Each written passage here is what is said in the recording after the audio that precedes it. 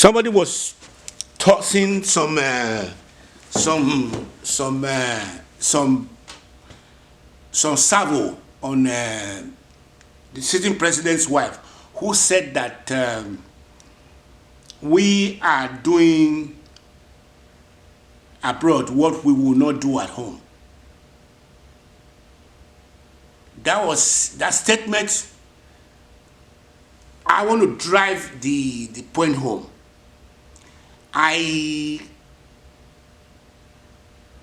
there are some people, some Nigerians, or there was one particular Igbo boy who came to the United States, and when he got here, he had the first class in Nigeria. So when he got to the US, he was forced to go and start driving taxi. Why I'm at it, let me quickly say this too. When I was in secondary school, our then principal, Imase warned the whole class when we were graduating that if we find ourselves abroad, that a lot of people will leave Nigeria and they go start driving taxi abroad. He made that very clear. Okay, but what that woman was saying yesterday was that the president's wife was saying was that we do menial job that we won't do back home. What my contribution is, there are up to, among the 8 billion people who are on the earth today, about 2 billion people are in flux, which means they are in flux, which means the other 6 billion people are the sons and daughters of the soil who are not in flux, which means they have not left their homeland. They've been just there in the homeland there. But in that context, when you say they have not left their homeland, it means that those who have left their homeland, when they arrive at another place, they cannot become, unless you understand the way the system works, or unless they are packaged.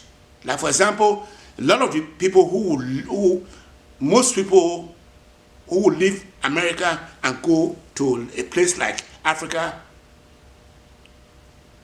A friend of mine told me that he went to Ghana, and when he came back to the United States, spent 2 years there, and I was telling him, why you didn't hit the ground and run over there? He said, you need a lot of money to do that. But he came back. But a lot of us who have left Nigeria to this place, according to Blowhard, said, you Nigerian comes here and you don't go back. So back again to the sitting president's wife was saying, what we are doing there, we can't do it. We don't do it. What we're doing there, we don't want to do it back home.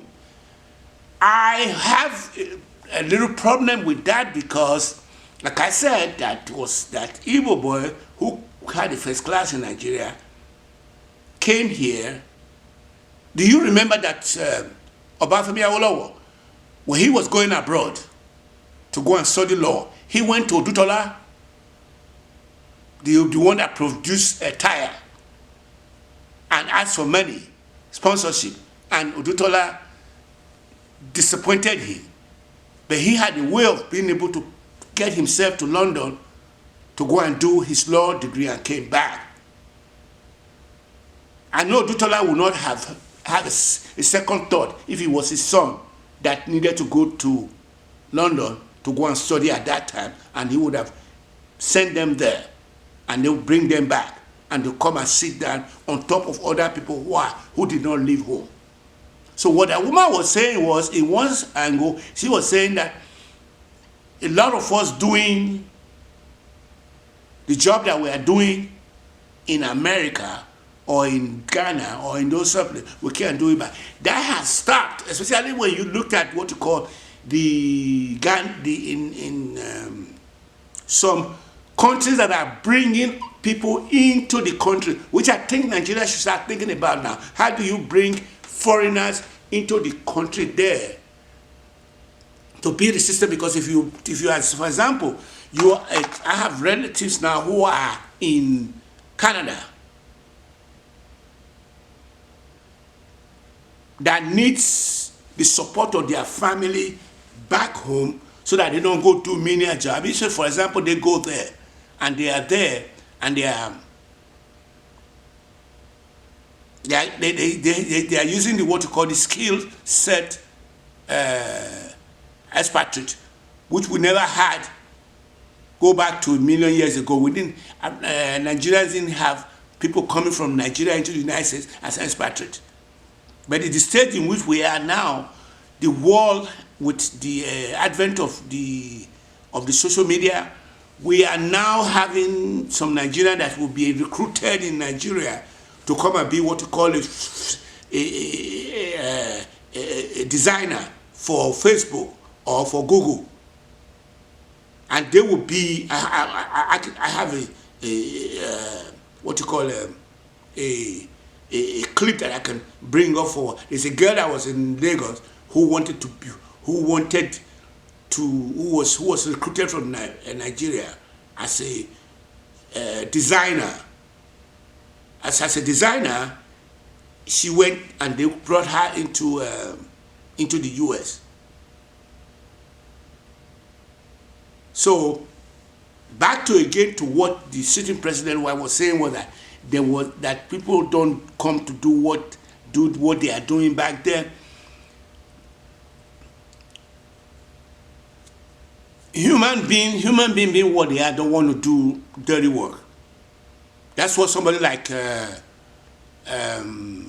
Martin Luther King said, that if you are a street sweeper, try to be the best street sweeper that you are, so that when you are no longer the street sweeper, the whole world will always remember you as the best street sweeper. So what she was saying is small little heart. You see what I'm saying now? Her heart is a little bit. She's telling you in her own little heart that we don't do. Her point is worth taking. I agree with her that a lot of us are left there to come down here. If we already have a certification and come down here, when we get down here, all we had to do was walk. Because if you are not working, you are naked. If you are not at work, if you don't have a job, you are naked. I've been naked now for the past 2 months. But it did not come to me as something that I don't want to do, because I was here thinking from the angle that from birth to that point in time when I find that I needed to move with prudent and precision, but move on it and don't look back. How I made that decision when I quit 10 years or 15 years from now, when I look back, how I was able to make that decision. Not to talk about going back to get to work. But what I did not anticipate was that life is do it yourself. I pulled that information from the Facebook. Life is do it yourself. And if you cannot get all the things that you need from other people to be able to make it to the next level. If people see that you are pulling yourself by the bootstrap, then, and they know that you have a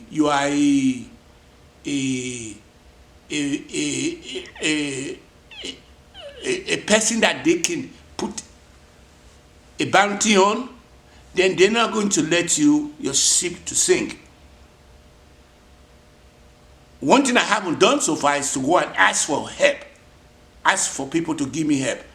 But I did make sure that people know that I needed to be defined as an author or a writer.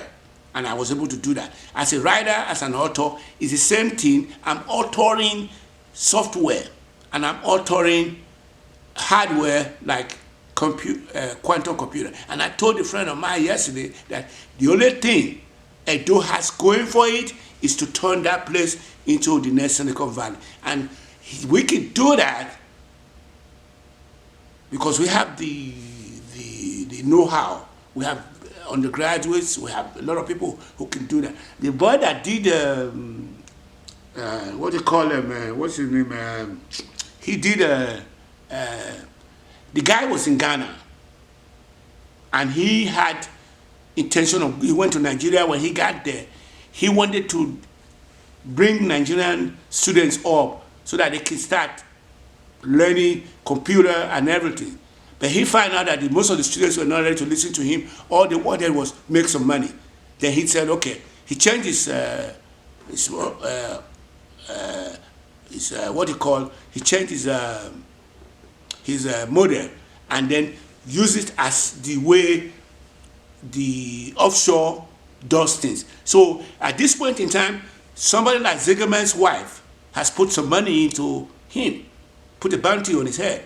So his last complaint was, I wish I didn't have to be loyal to people who will put bounty on my head so I can find time to do my actual work, because he has to keep that venture capital people satisfied. And he's busy raising more money instead of doing